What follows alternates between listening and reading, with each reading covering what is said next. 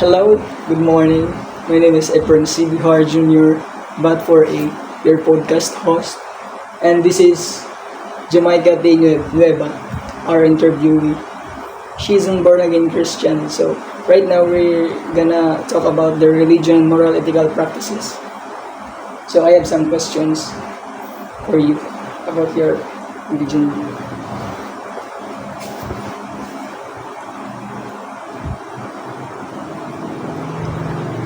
Here's some questions. Can you share how your religious or spiritual background has shaped your personal and moral values? Okay. So, based on my religious background, it really impacted how I view right and wrong. So, as I grow up, my parents taught me to value honesty, to value respect and integrity. And even in small choices now, my view or my religious view, because in our church, we are taught based on the Bible. No. So, even in small choices, gin ko consider ko talaga nga i-value ato na honesty, respect, and integrity towards other people. Sugad mo na tayo that lagi ni haamon in religion. So we're Catholic, so hindi ka palagyan mga Bible. So, what moral or ethical principles from your faith do you personally hold most important in your daily life? Okay. So, for me, the most important principle now is empathy. My faith teaches me to put myself in the shoes of other people. In that way, mas maiintindihan ko an era struggles, struggles in life. Ngan, so that, dire ak mag-judge hin, dire ka ba makag-judge? Mag-judge an era. Yes. And era in kung an era hin pagkatao. So, Yes. So, nayakan dito, for the context gihapon, in Ephesians 4 verse 32 nga summary nala, it points out to empathy or being empathetic to other people. in a multi-religious community, how do we find common ethical ground despite differences in beliefs? Okay. Common knowledge naman nga, we have a diverse culture as well as diverse beliefs. Yes. Okay.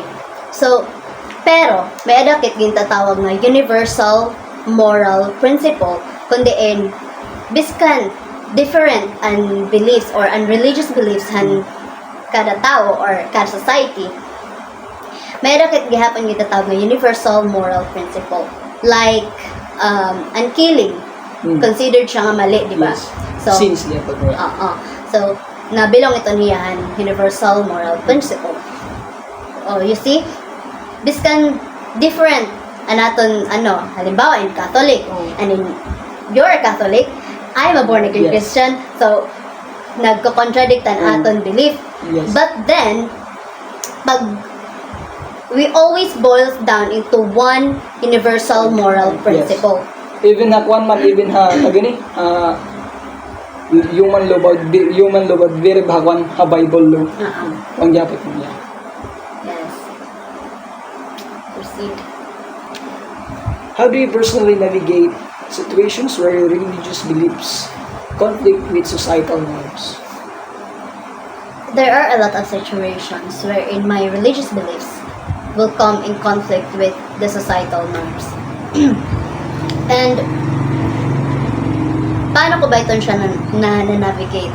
Well, diri man tanan nga decisions in life kailangan madali na. So, Yes. I always pause and reflect kung tama ba talaga himuon na sa butang biskan in conflict yan akong religious beliefs. And one of those situations is maghatag na lakhin situation niya. Ano talaga na hinabo na. One of my friend invited me to party Party. Marap ka naman, pag Yes. nagpa-party, may drinking, may Sayo-sayaw. may sayaw-sayaw. But then, in conflict talaga siya sa akong religious beliefs kay our pastor taught us to be pure. So, but then, nadirak nga ma-disappoint ang akong friend. So, ang akong hihimuon or ang akong ginhimo, I attended the party. Pero, wala mag-inom. Limit lang. Oo, yes. So, in that way, even in conflict siya sa akong religious belief, pero kay, syempre, friend mo. Yes. Nadir ka man niya, makuha mo disappointed. Oo. Pinsarong pala. So, kumatuak, pero warak nag-inom, warak nag, Dance. Oo. Yes. Pero hamon religion talaga. Lord, pagkat okay man lang kung mag-isulat ng punta. As long as, pare ka lang yun yung mga. If you could summarize the essence of morality in one word, what would it be and why? For me, if I could summarize the essence of the word morality, it would be respect. Respect in a sense that even if we have different beliefs, no? Kung may adakithing respect, diba kay morality, Yes. it is knowing what is right and what is wrong. So, with respect, even if your view is different from mine, if I respect your view and you respect my view, Yeah. Magkakaintindihan kita. yes. Isa rin pa nga, di ba? Bisang kain para simba, kung ano mo, batasan, o wala ka respeto, kasi tao, para lagyan ko. Gano'n ka man ka-religious, kailangan magyapon may daan ng tagani. Respeto, bisa nira tagani, in high mo level, kumbaga high mo level, adi ka hiradi nga di. Kailangan magyapon respeto ang nira pagkatao. Yes. And speaking and sa religious, it's not religious. It's not your religion that can save you. No. Yes. It is your faith. Personality. Yes. It's your personality. It is your faith. Kung nanon mo kita tutuuhan. So, biskan yumakan ka nga, religious ka nga tao, kung makasasala ka, still. Wala pa rin. Yes. Kay may adangan di ba gintatawag nga religious person nga spiritual person. So pag agnya ka nga religious. Bang religious person mo, spiritual. Religious kasi para simba ka kay tungod. Religious ka, I mean nakadepende ka han religion. Whereas ang spiritual naman focus ka kung nano gud mo personal faith, personal belief. For example, ako kay diri man para simba. Tapos pero diri sigon nga diri para simba mulay na kapag katawo. So, mara magyapon ng mga tamang mali nga natulog gyapon na omba Dios.